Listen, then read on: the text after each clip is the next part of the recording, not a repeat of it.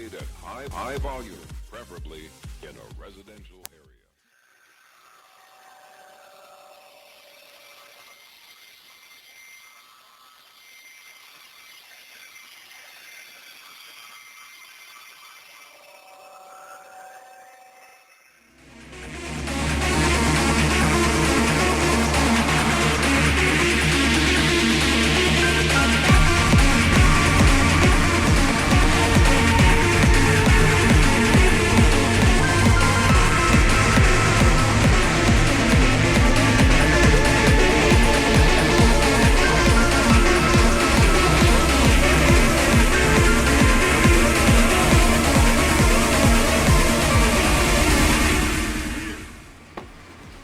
Today, all you sports fans out there in the tubosphere, to you, the individuals, part of this collective, welcome to the OMSR Gen 5.0 with your brief but very concise, even when words said thrice.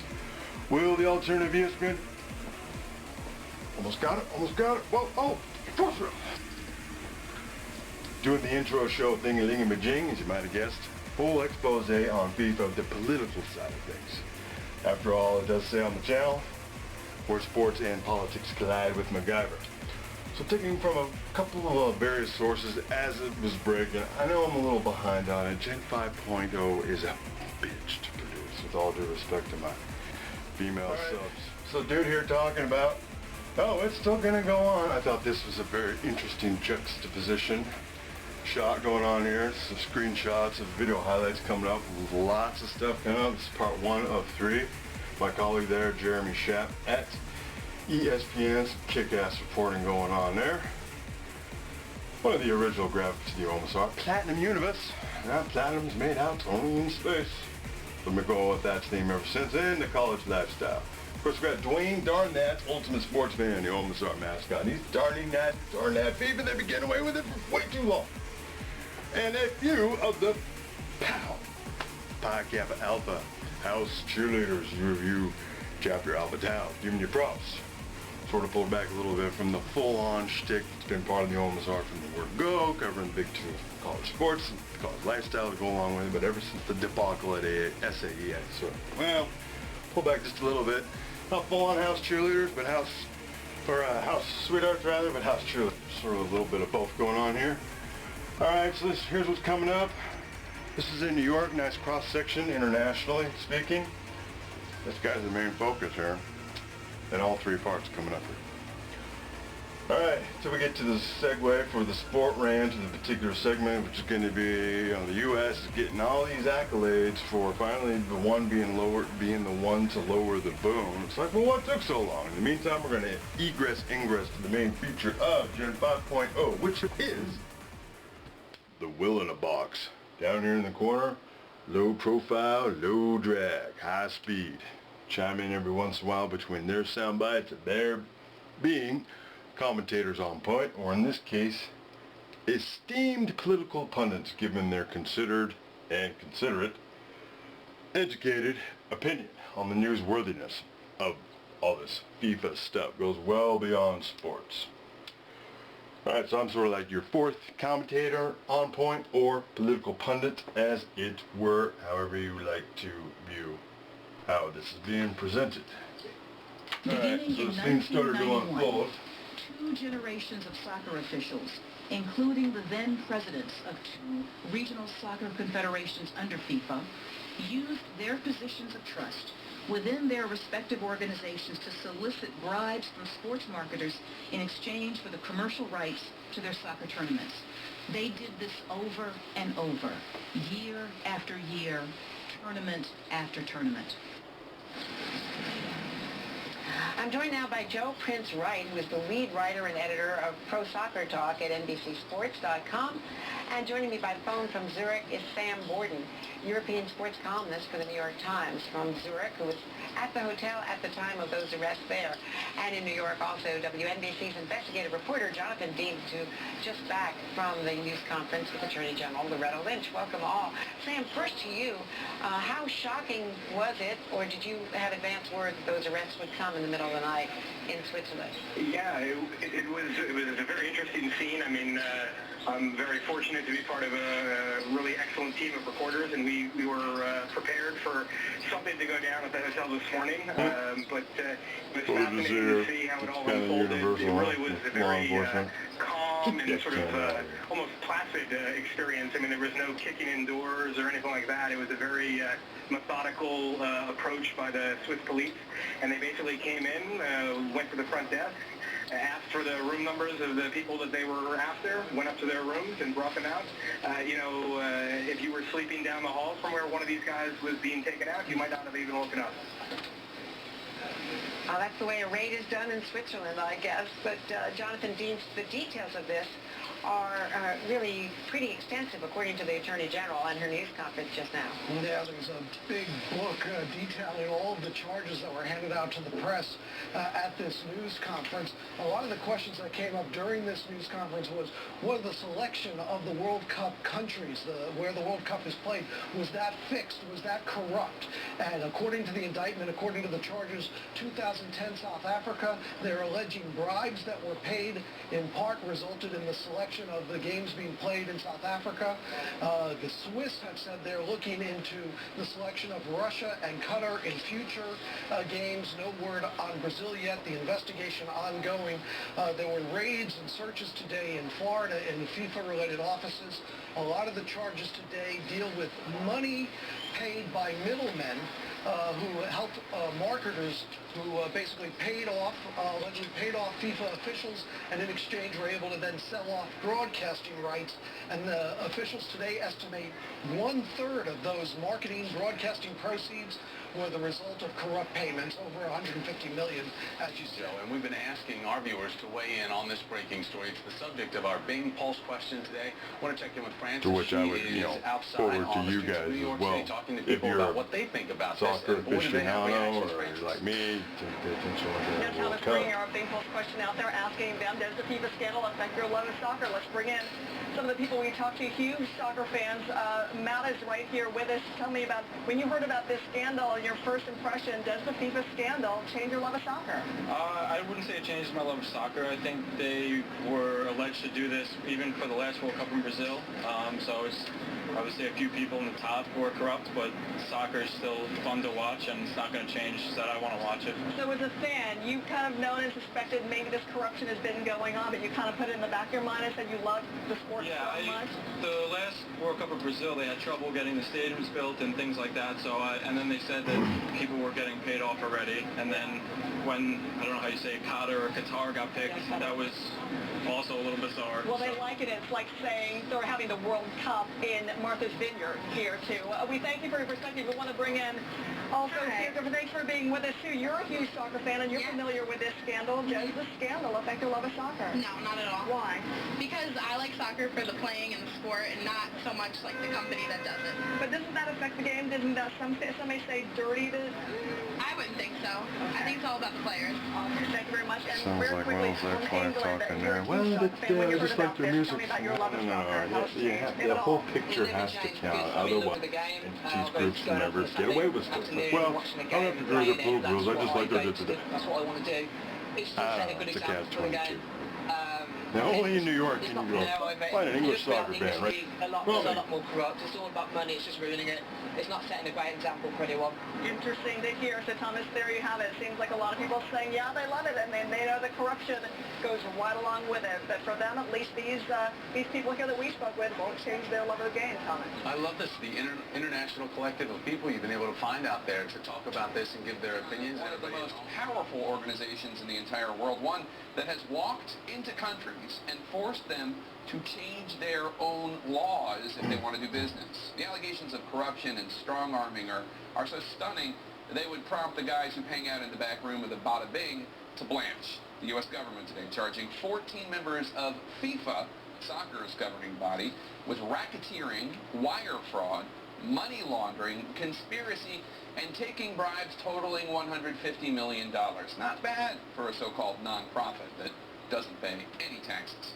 CNN Justice correspondent Pamela Brown's here with the shocking details of this indictment, and what an incredible story. Absolutely, and this was a massive U.S.-led operation, Jake, and they handed out 14 indictments to officials tied to FIFA around the world.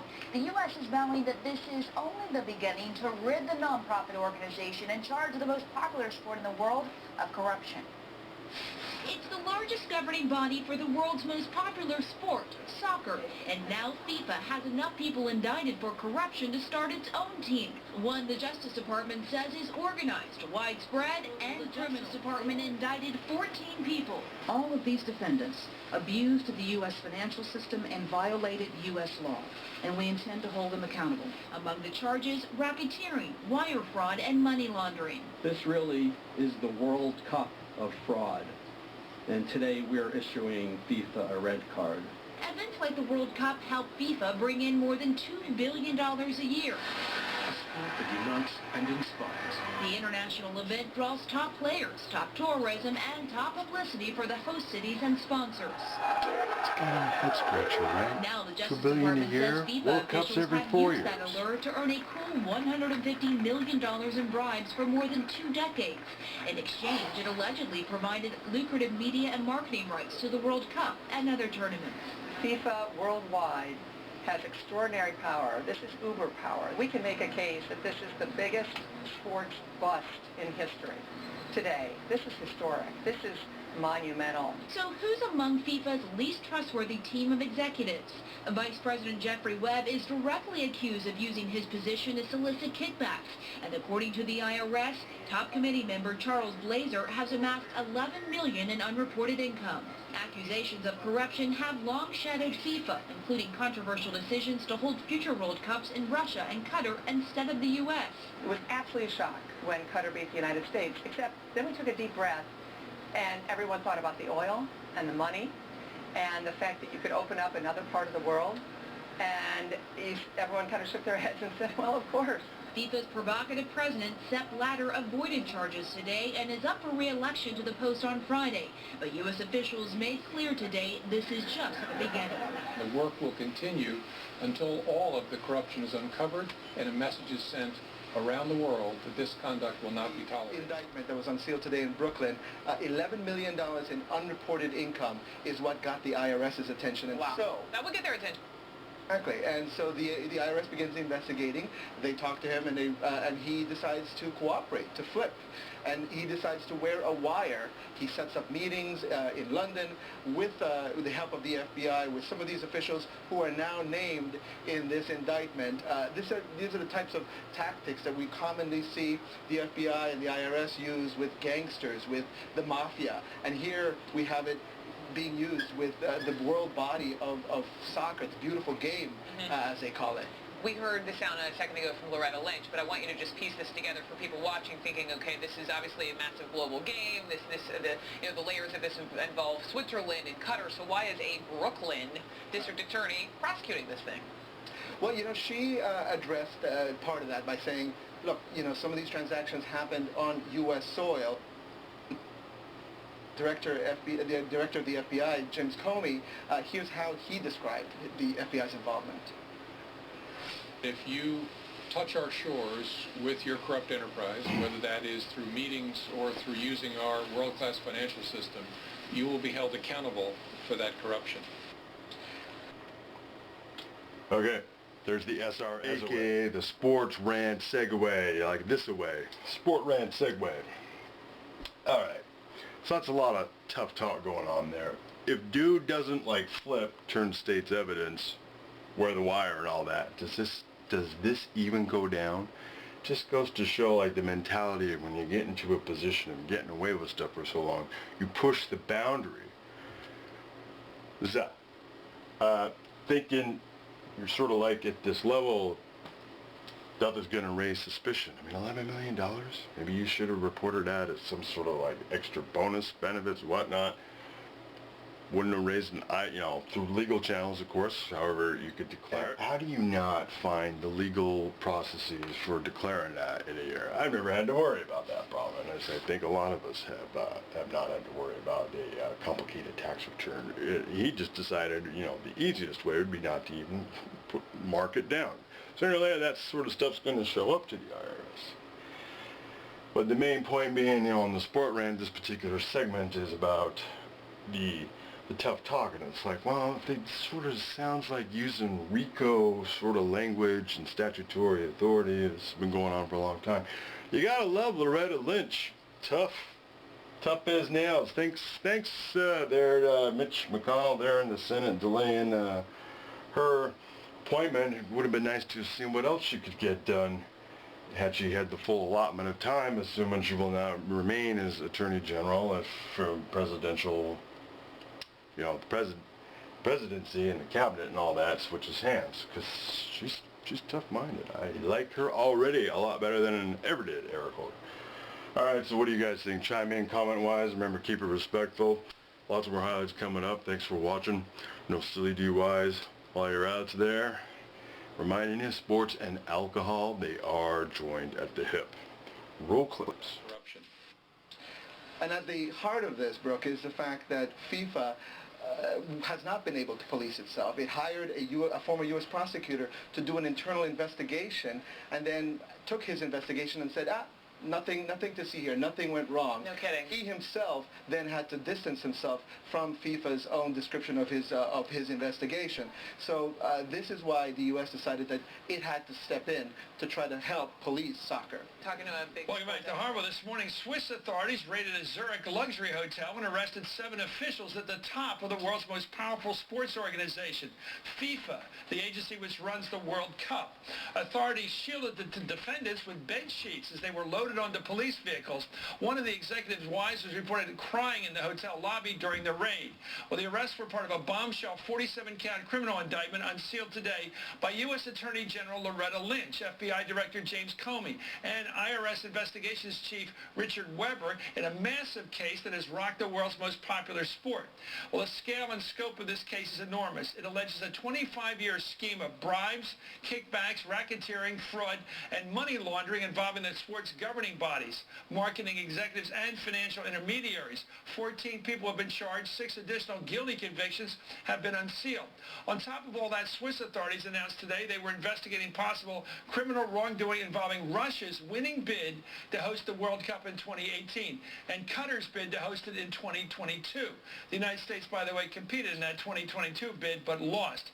Matt Apuzzo is a Pulitzer Prize-winning reporter with the New York Times who helped break this story today.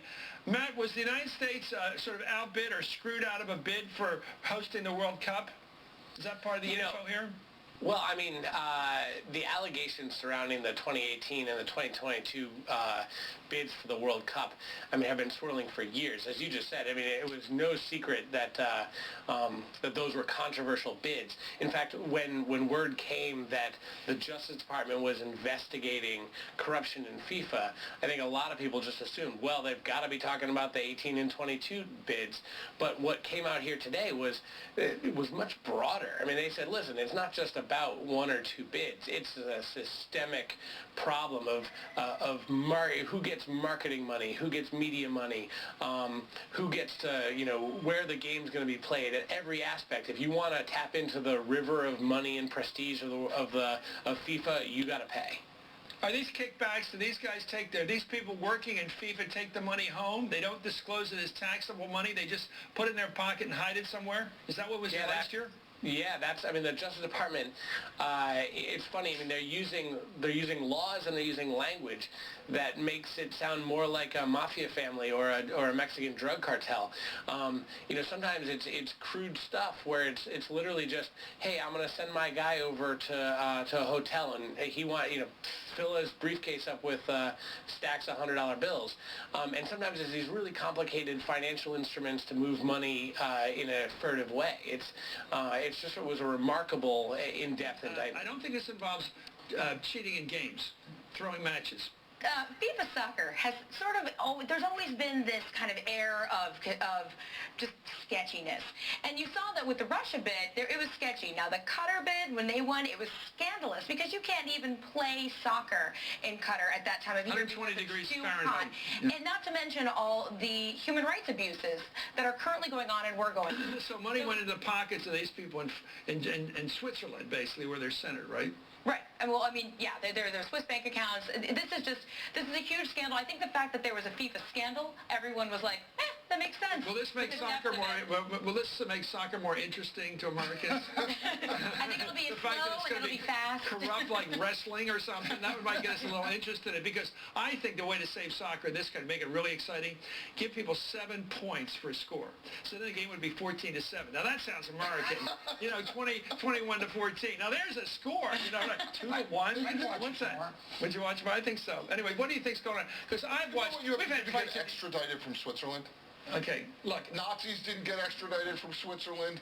The folks who were hiding money in Switzerland don't get extradited from Switzerland. What you have to do to get extradited from Switzerland... But haven't we grown up with the smell of some of these international competitions where it looks like the French or somebody's been paid off and these weird calls over the years? This doesn't grab me as a big surprise. It's hard to watch soccer and think everything's on the up and up just from the flops, that you see on the field.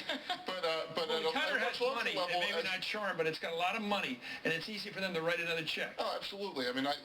I don't know if the Justice Department's going to be able to prove this case or not, but I don't think anybody has any question. Why didn't Eric Holder grab this before he left? This is good stuff for, if you want to get points with the American public, be a tough gangbuster.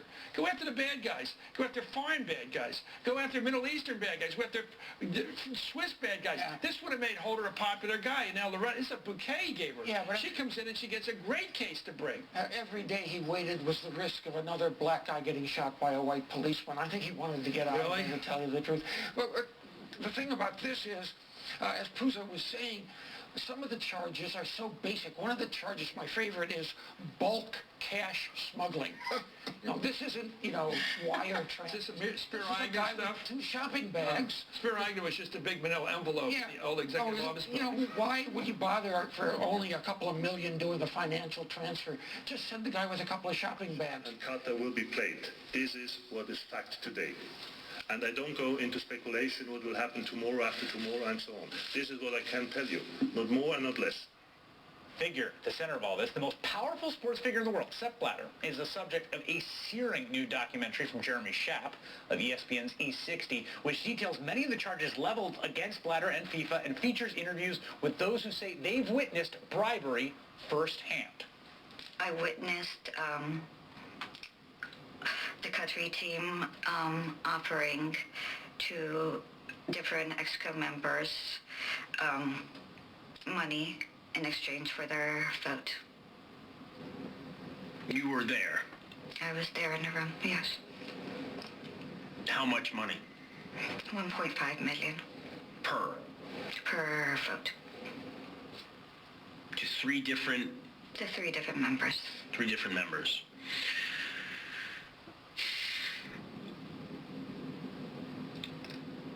What did they say? The members? Well, they agreed.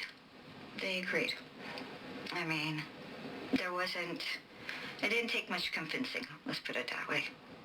It was quite a...